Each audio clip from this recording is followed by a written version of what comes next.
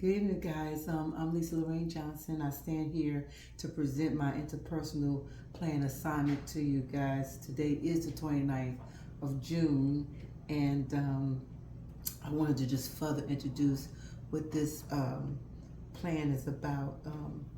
To define interpersonal communications, it's a human communication. It's about sharing our lives, friendships rather than loneliness, and flourishing communities by Schultz and Bazinski, 2015.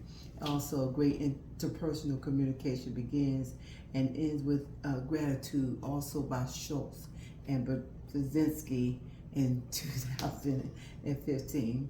From the root to communicate to commute, and it has two levels of sharing information and connecting with others, as quoted by Peterson, also 2015. What I believe interpersonal communication means is the ability to talk effectively, or receive feedback, and and listen, which is the most important thing when communicating with others. When I think about my behavior blend and background, I will tell you this, that I am a caregiver, I am thoughtful, I am resilient, I am a peacemaker, I am a listener. I like to say I'm an effective listener, but I am a listener, I am reliable, and I am calm. I'm a calm individual. I am a people orientated. I tell you, I love people and they love me too. I am also a supportive individual. How it impacts my communication is I am analytical. I actually think entirely too much. I'm organized and I'm loyal, but I may struggle with overthinking and avoiding conflicts at times. My background is that I am from New Jersey. I am a mother of 3 sons and 1 daughter. I have 8 grandchildren, 1 on the way, 5 granddaughters. That's a whole lot of girls, but that's matter of fact. I'm just been with them over this little course of this weekend. My oldest is 21 years old. I am currently a caregiver. My husband, unfortunately, of 8 years, has stage 4 cancer. So I'm finding myself really spending time with him and working it out. And as God take us on this journey, which is really unbelievable. I have been a president of Still Stand Outreach Ministries for a long time, about 20 years, and in my spare time, I like to be quiet. You wouldn't think so if you meet me. You say, she's very talkative. She's very talkative. But when I'm home in my private space, I love to be quiet and I love to read. These many experiences have made me more understanding and compassion of individual in need and those I serve as well, and I do love. My communication barriers are the assumptions and miscommunications, misinterpretations, I apologize. Making assumptions about others' intentions or meaning causes confusion and tensions. One of the barriers are believing you have already know what someone else means. You got to really listen to people to see, because everybody communicates different. So it's, do you mean what did you mean what you said? Not assume what you think they said, but say, what did you mean? Did you understand what I said? Also, the solution is asking clarifying questions and confirm understanding by Schultz and Bazinski, also in 2015. Addition is with my communication barriers is the technological distractions. Excessive use of phones and screens can replace face-to-face conversations and lead to superficial connections. Social media. Another barrier is digital interaction, replacing genuine human connection.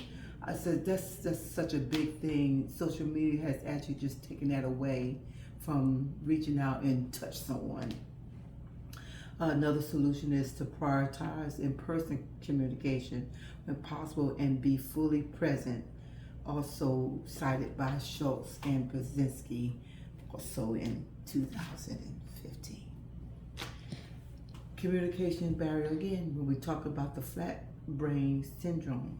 Definition: emotion overload that blocks logical thinking and open communication. When emotions from the stomach, feelings, overwhelm is the heart, relationship connection, and head thinking, communication breaks down. You know, in all my studying in this course, I understand that's where our emotions are. It's located in the stomach. Most people don't know that, but we know it now. I know it now. Another barrier is that people are too emotionally flooded to hear or speak clearly. As you may see, I'm kind of like stumbling over my words just a little bit. Solution: pause and conversation. Acknowledge feelings and calm down before continuing, communicating with somebody, quoted by Peterson. My communication goals and strategies. My goal is to become better in being more of a person who is emotionally honest and a better communicator when it comes to other people's life changing circumstances. As a human service, professional. Another goal of mine is to show my family members, including grandchildren, so they can get ideas of if they, should choose this field as a career. Sure, out of 8 grandchildren, I'm sure someone's going to be a talker, a great listener like me, and helping people in community. Another goal is to present this to my pastor and to critic if it's good or if it still needs some improving. Communication goals and strategy. It matters to me more because as a caregiver to my husband and as a Christian and current student, it helps me to build a better form of communication and connection with my loved ones and my clients. To further elaborate about communication goals and strategy is to create a safe, respectful, and emotional aware conversation that lead to mutual understanding and stronger relationships. Peterson wants people to avoid emotional overload, flat brain syndrome, and listen well using structure and empathy, which is very important.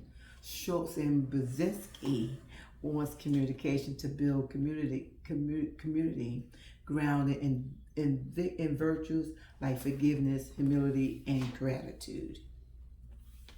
My implementation plan is a plan to use my work as a counselor is the talker listening card created by Peterson 2015. This card is a simple way to help people improve how they talk and listen with others. I have noticed that I have sometimes speak without thinking things through first. So this method can help me become more aware and slow down before responding. This tool can also be useful for my clients, especially when working with couples or families who struggle with communication. The idea is that one person holds the talker side and speaks while the other heard and keeps the conversation respectful and calm. Also quoted by Peterson in 2015. Not only will I use this with my clients, I believe it will help me to grow personally.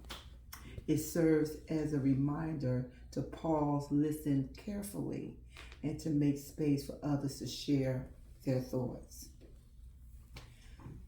To further talk about my implementation plan, I also plan to communicate more with my pastor and other members of my church community to help me grow in how I speak and interact with others. Just moving on along, I want to ask for guidance from my pastor and how to handle conversations more wisely, especially when emotions are high. Moving further along, in my conclusion, one important thing that I have learned through studying interpersonal communications is that everyone sees things differently. Sometimes you may think it's a dire situation, but it's not dire, but to others that it is. As I wrap this up, I want to share a belief that close to my heart. I believe God is a God of growth and movement. He doesn't leave us where we started. He always does something greater for us, like Moses and David, how David started as a shepherd boy, but yet ended up being king of Israel. Look at Moses. God used him with Pharaoh to say, let my people go. These stories show that God uses ordinary people in extraordinary ways, and that includes helping us become better communicators. I believe that as followers of Christ, we are called to speak in love, to listen with care, and to grow in how we connect with those around us. Communication is not just a skill, it's a part of our purpose. Here you see my bibliography. That's 2. And my references are stated. This plan has been enlightenment to me as a communicator, not only with my family, but to my clients and my professors as well. So greetings, blessings to you all. Thank you.